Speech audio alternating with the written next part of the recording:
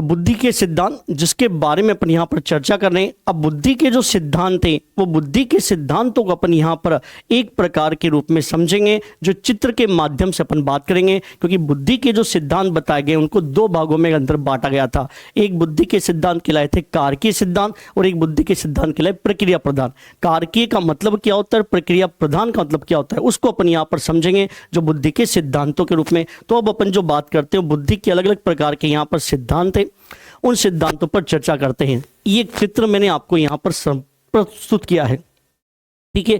इस चित्र को देख करके अब बुद्धि की व्याख्या में आपको बता रहा हूं कि बुद्धि का मतलब क्या होता है, बुद्धि किसे कहा गया है और मनोवैज्ञानिकों ने बुद्धि के किस स्वरूप की व्याख्या करी है। तो जैसे आप इस प्रकार के चित्र को यहां पर देख रहे हो, ये चित्र आपको दिखाई दे रहा है। इस चित्र का ध्यान रखना, आधा जो भाग है वो पानी में डूबा हुआ है, मतलब नीचे वाला जो ये पार्ट है वो आपको यहाँ पर पानी के रूप में निश्चित किया गया, ऊपर वाला पार्ट उसका वहां पर हमें दिखाई दे रहा है। तो इस चित्र में जो भी जीव है ये, उस जीव का आधा हिस्सा पानी में डूबा हुआ है और आधा हिस्सा उसका ऊपर है।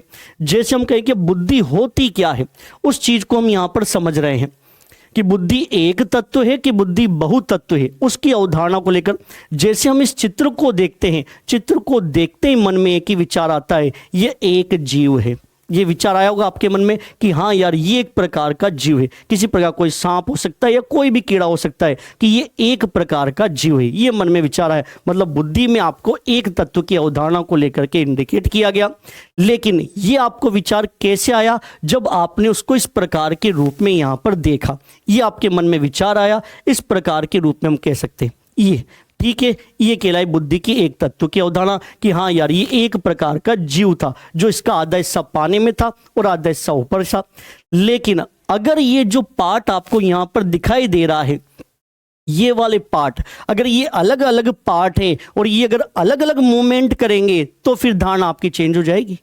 जैसे अगर ये सारे पार्ट ने एक साथ मूवमेंट किया, आपकी बुद्धि की अवधारणा बन गई बुद्धि के अंदर एक तत्व की अवधारणा, कि हाँ बुद्धि के अंदर एक ही अवधारणा होती है। लेकिन अगर ये जो पार्ट यहाँ पर दिखा रखे हैं, ये पार्ट अलग अलग मूवमेंट कर रहा है, ये पार्ट अलग दिशा में जा रहा है, ये पार्ट अलग दिशा में जा रहा है, अपना बुद्धि का लेवल अपने आप में चेंज हो जाएगा। जैसे हम यहाँ पर बात करते हैं, ये लो, ये कितने हैं, ये दो हैं, आपने तो कहा था एक है, नहीं ये दो हैं। अब बुद्धि अपने आप में यहाँ पर चेंज हो गई, इसलिए बुद्धि में एक की अवधारणा नहीं आती, बुद्धि के अंदर दो की भी अवधारणा आ सकती है। तो अर्थात हम कहें कि वो ऊपर वाला पार्ट आपको दिख रहा है, लेकिन इस ऊपर वाले पार्ट को चेंज अपन कब किया, जब अपने मन में अलग अलग प्रकार की ये संरचना दिखी। दिखने का मतलब अलग अलग मूवमेंट किया उसने, अपने आप ही अवधारणा हमारे समझ में आ गई।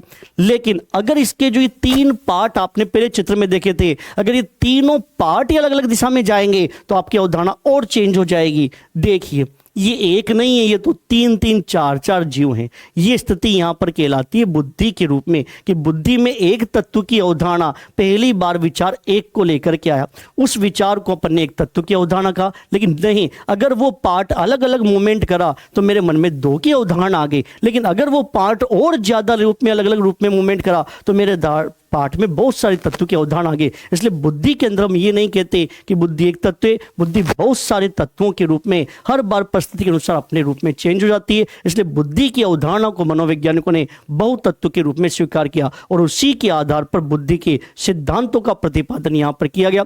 उन्हीं सिद्धांतों की बात जो बुद्धि के अंतर्गत की जाती है। कौन कौन से सिद्धांत है